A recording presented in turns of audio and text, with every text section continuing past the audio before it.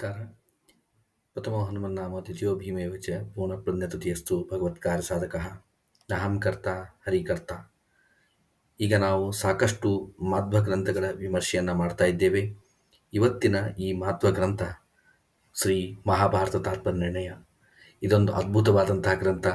ಈ ಗ್ರಂಥ ರಚನೆಕಾರರು ಬೇರೆ ಯಾರೂ ಅಲ್ಲ, ಶ್ರೀಮದ್ ಆನಂದ ತೀರ್ಥರು.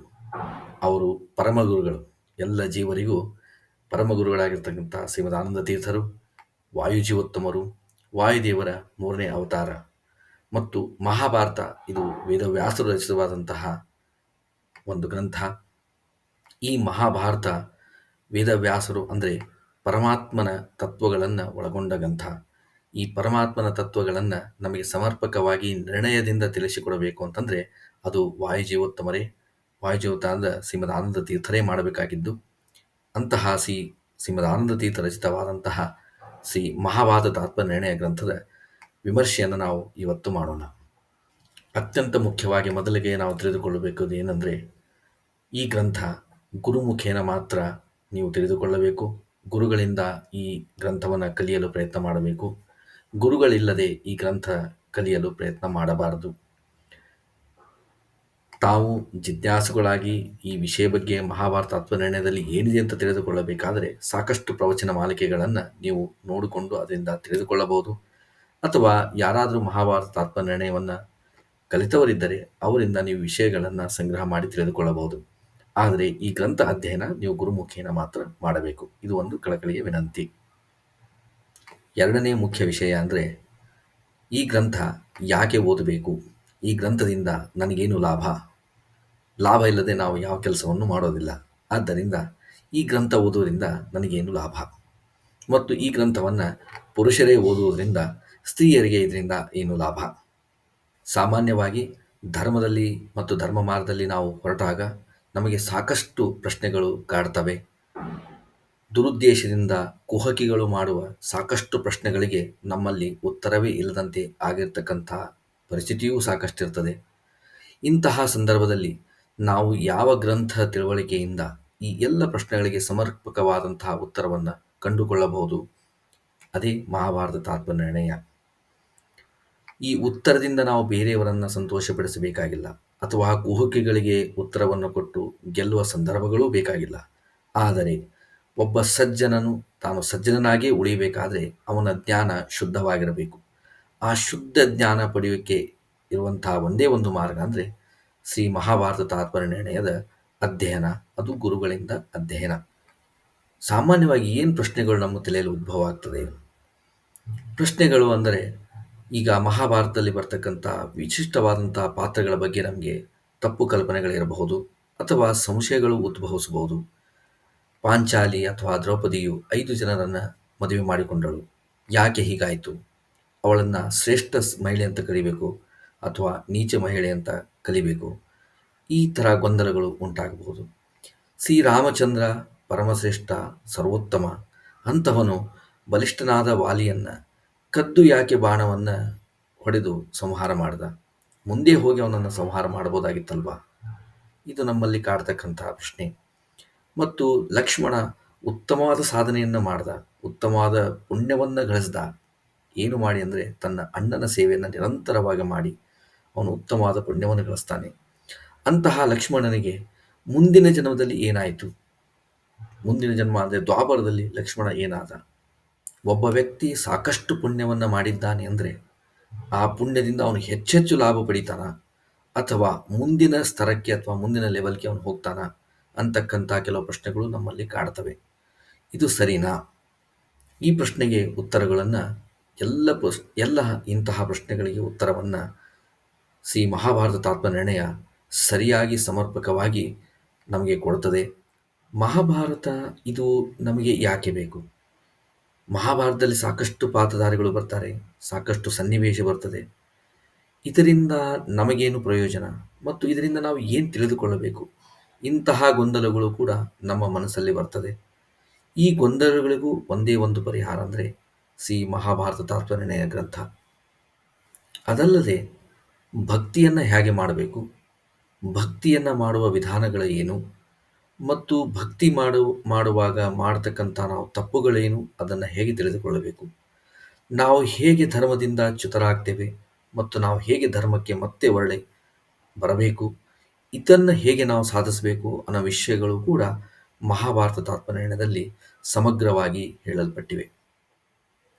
ಇದಲ್ಲದೆ ಅತಿ ಉತ್ತಮವಾದ ಕೆಲವು ವಿಷಯಗಳು ಏನೆಂದರೆ, ಒಬ್ಬ ಸ್ತ್ರೀಯನ್ನು ಶ್ರೇಷ್ಠ ಸ್ತ್ರೀ ಅಂತ ನಾವು ಯಾವಾಗ ಹೇಳ್ತೀವಿ, ಒಬ್ಬ ಪುರುಷನನ್ನು ಶ್ರೇಷ್ಠ ಪುರುಷ ಅಥವಾ ಬಲವಂತನಂತ ನಾವು ಹೇಗೆ ನಿರ್ಣಯ ಮಾಡ್ತೀವಿ, ಇದಕ್ಕೆ ಏನಾದರೂ ಒಂದು ಚೌಕಟ್ಟಿದೆಯಾ ಅಥವಾ ಫ್ರೇಮ್ವರ್ಕ್ ಇದೆಯಾ, ಅದನ್ನು ಕೂಡ ಶ್ರೀಮದಾನಂದ ತೀರ್ಥರು ನಮಗೆ ತಿಳಿಸಿಕೊಡ್ತಾರೆ. ಪರಮಾತ್ಮನ ಮೇಲೆ ಭಕ್ತಿ ಮಾಡತಕ್ಕಂತಹ ದೇವತೆಗಳು ಒಂದು ಕಡೆ ಆದರೆ, ಪರಮಾತ್ಮನ ಮೇಲೆ ದ್ವೇಷ ಸಾಧಿಸ್ತಕ್ಕಂತಹ ಇನ್ನೂ ಕೆಲವು ಜನರಿರ್ತಾರೆ. ನಾವೇನಾದರೂ ಅಪ್ಪಿತಪ್ಪಿ ಪರಮಾತ್ಮನ ದ್ವೇಷಿಗಳಾಗಿದ್ದೇವೆಯಾ? ಈ ಪ್ರಶ್ನೆಯು ನಮ್ಮಲ್ಲಿ ಉದ್ಭವಿಸಿದರೆ ನಾವು ಹೌದೋ ಇಲ್ಲೋ ಅಂತ ಕಂಡುಕೊಳ್ಳಲಿಕ್ಕೆ ಈ ಮಹಾಭಾರತ ತಾತ್ಪರ್ಯ ಗ್ರಂಥದ ಅಧ್ಯಯನ ಅತ್ಯಂತ ಪ್ರಮುಖವಾಗಿದ್ದು, ಈ ಎಲ್ಲ ವಿಷಯವನ್ನು ನಾವು ನೋಡಿದಾಗ ಇದು ಒಬ್ಬ ಮಾಧ್ವನಿಗೆ, ಒಬ್ಬ ಸಜ್ಜನನಿಗೆ ಅತ್ಯಂತ ದಾರಿದೀಪವಾಗ್ತಕ್ಕಂತಹ ಗ್ರಂಥ.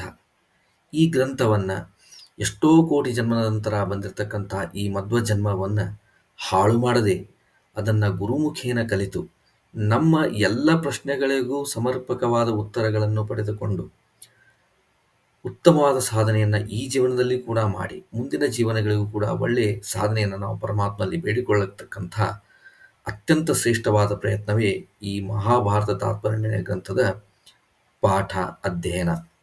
ನೋಡಿ, ಈ ಗ್ರಂಥದಲ್ಲಿ ಪರಮಾತ್ಮನಿಗೆ ಕೆಲವು ವಿಶೇಷವಾದಂಥ ಹೆಸರುಗಳನ್ನು ಕೊಟ್ಟಿದ್ದಾರೆ.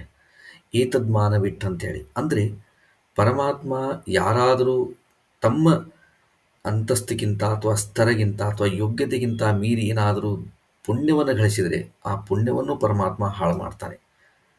ನಾವು ಲಕ್ಷ್ಮಣನ ಬಗ್ಗೆ ತಿಳಿದುಕೊಂಡ್ವಿ. ಲಕ್ಷ್ಮಣ ಅಣ್ಣನಾದ ರಾಮ, ಸರ್ವೋತ್ತಮನಾದ ರಾಮ, ಪರಮಾತ್ಮ ರಾಮನ ಸೇವೆಯನ್ನು ಅತಿಯಾಗಿ ಮಾಡ್ದ, ತನ್ನ ಯೋಗ್ಯತೆ ಮೀರಿಯಾಗಿ ಮಾಡ್ದ.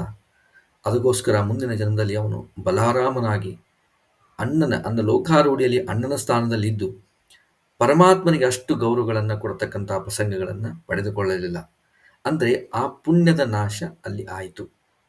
ಇದು ಪರಮಾತ್ಮನ ಅತ್ಯಂತ ಕಾರುಣ್ಯವಾದಂಥ ಕಾರ್ಯ. ಮತ್ತು ವಾಲಿಯು ಪರಮಾತ್ಮನನ್ನು ಕೊನೆಯ ಸಂದರ್ಭದಲ್ಲಿ ಅವನು ತಿಳಿದುಕೊಂಡ, ಇವನು ಸರ್ವಶ್ರೇಷ್ಠ ಪರಮಾತ್ಮ, ಸರ್ವೋತ್ತಮ. ಇದರ ಭಾಗ್ಯವಾಗಿ ಅವನಿಗೆ ಸಿಕ್ಕಿತಕ್ಕಂತಹ ಅವತಾರ ಅಂದರೆ ಅರ್ಜುನನ ಅವತಾರ.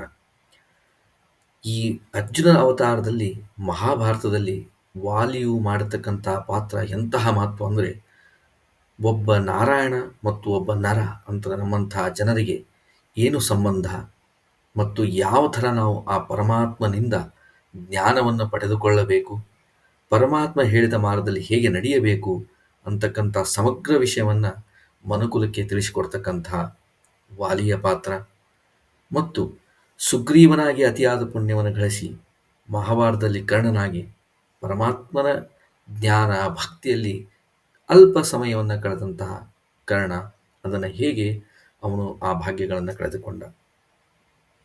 ಇದಲ್ಲದೆ ಮಹಾಭಾರತದಲ್ಲಿ ಅಥವಾ ಮಹಾಭಾರತ ತಾತ್ಪರ್ಯದಲ್ಲಿ ಆಚಾರ್ಯರು ಒಂದು ವಿದ್ಯೆಯನ್ನು ಹೇಗೆ ಕಲಿಸಿಕೊಳ್ಳಬೇಕು, ಶುದ್ಧವಾದ ವಿದ್ಯೆ ಎಂದರೇನು, ಶುದ್ಧವಾದ ವಿದ್ಯೆಯನ್ನು ಹೇಗೆ ಕಲಿತುಕೊಳ್ಳಬೇಕು, ಗುರು ಶಿಷ್ಯರ ಸಂಬಂಧ, ಗುರುಗಳು ಶಿಷ್ಯರನ್ನು ಹೇಗೆ ಕಲಿಸಬೇಕು, ಶಿಷ್ಯರು ಗುರುಗಳಿಂದ ಹೇಗೆ ಕಲಿಬೇಕು, ಮತ್ತು ವಿದ್ಯೆ ಕಲಿತರಷ್ಟೇ ಮಹತ್ವ ಅಲ್ಲ, ವಿದ್ಯೆದ ಸದ್ವಿನಿಯೋಗ ಹೇಗೆ ಆಗಬೇಕು, ದುರುಪಯೋಗ ಹೇಗೆ ಆಗಬಾರ್ದು. ಇವತ್ತು ಎಷ್ಟೋ ಜನರಲ್ಲಿ ನಾವು ನೋಡ್ತೇವೆ, ವಿದ್ಯೆ ಬಂದ ತಕ್ಷಣ ದುರಭಿಮಾನ, ಅಹಂಕಾರ ಎದ್ದು ತೂಗುತ್ತೆ. ಅವರು ತಮ್ಮ ಗುರುಗಳಿಗೂ ಕೂಡ ಏಕವಚನದಲ್ಲಿ ಮಾತಾಡಲು ಹಿಂಜರಿಯುವುದಿಲ್ಲ. ಆದ್ದರಿಂದ ಮಹಾಭಾರತ ತಾತ್ಪರ್ಯ ನಿರ್ಣಯ ನಮಗೆ ಒಂದು ದಾರಿದೀಪ.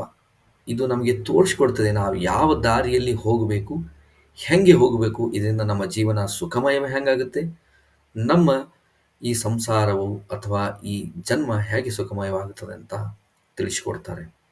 ಮಧ್ವಾಚಾರ್ಯ ಒಂದು ಅದ್ಭುತವಾದಂತಹ ವಿಚಾರ ಅಂದರೆ, ನಾವು ಪ್ರಕೃತಿಯೊಂದಿಗೆ ಬೆಳಿಬೇಕು, ಪ್ರಕೃತಿಯೊಂದಿಗೆ ಜೀವನವನ್ನು ಮಾಡಿ ಸುಖದಿಂದ ಇರಬೇಕು. ಈ ಪ್ರಕೃತಿಯನ್ನು ಹಾಳು ಮಾಡಬಾರ್ದು. ಯಾಕೆಂದರೆ ಪರಮಾತ್ಮ ಈ ಪ್ರಕೃತಿಯನ್ನು ಸೃಷ್ಟಿ ಮಾಡಿದ್ದಾನೆ. ಈ ಸೃಷ್ಟಿಯಲ್ಲಿ, ಈ ಪ್ರಕೃತಿಯಲ್ಲಿ ನಾವು ಪರಮಾತ್ಮನನ್ನು ಪದೇ ಪದೇ ಕಾಣಬೇಕು. ಒಂದು ಉತ್ತಮವಾದ ಸುಂದರವಾದಂತಹ ಪಕ್ಷಿಯನ್ನು ನೋಡಿದ್ರೆ ಅಲ್ಲಿ ಪರಮಾತ್ಮನ ಚಿಂತನೆ ನಮಗೆ ಬರಲೇಬೇಕು. ಆ ವಿಷಯಗಳನ್ನು ಸಮಗ್ರವಾಗಿ ಈ ಮಹಾಭಾರತ ತಾತ್ಪರ್ಯದಲ್ಲಿ ಆಚಾರ್ಯರು ನಮಗೋಸ್ಕರ ತಿಳಿಸಿಕೊಟ್ಟಿದ್ದಾರೆ. ಅವರು ನಮಗೋಸ್ಕರ ಮಾಡಿರ್ತಕ್ಕಂತಹ ಈ ಗ್ರಂಥಗಳು, ಇದನ್ನು ನಾವು ಉಪಯೋಗ ಮಾಡದಿದ್ದರೆ ನಮ್ಮ ಜೀವನ ವ್ಯರ್ಥ. ಮತ್ತು ಈ ಗ್ರಂಥ ಎಷ್ಟು ಚಿಕ್ಕದು ಅಥವಾ ಎಷ್ಟು ದೊಡ್ಡದು ಅಂದರೆ 32 ಅಧ್ಯಾಯಗಳು, 5,000ಕ್ಕೂ ಅಧಿಕವಾದಂತಹ ಶ್ಲೋಕಗಳು, ಪರಮ ಪವಿತ್ರವಾದ ಶ್ಲೋಕಗಳು. ಪ್ರತಿಯೊಂದು ಅಕ್ಷರ, ಪದ, ಪಾದ, ಶ್ಲೋಕ ಎಲ್ಲವೂ ಹರಿಸರ್ವೋತ್ತಮತ್ವ, ವಾಯುಜೀವತ್ವ ಮತ್ತು ತಿಳಿಸಿಕೊಡ್ತಕ್ಕಂತಹ ಅತ್ಯಂತ ಅದ್ಭುತವಾದಂಥವು. ಇದನ್ನು ನಾವು ತಿಳಿಯದೇ ಈ ಜನ್ಮವನ್ನು ಹಾಳು ಮಾಡಿಕೊಳ್ಳಬಾರದು ಅಂತ ಹೇಳ್ತಾ, ಇವತ್ತಿನ ಈ ಪುಸ್ತಕ ವಿಮರ್ಶೆಯನ್ನು ಭಾರತೀ ರಮಣ ಮೋಕ್ಷ ಪ್ರಾಣಾಂತರ್ಗತ ಲಕ್ಷ್ಮೀ ನರಸಿಂಹ ಪ್ರೀತಾಂ ಪ್ರೀತೋ ಭವತು. ಶ್ರೀಕೃಷ್ಣ ಅರ್ಪಣಮಸ್ತು. ನಾಹಂ ಕರ್ತ ಹರಿಕರ್ತ.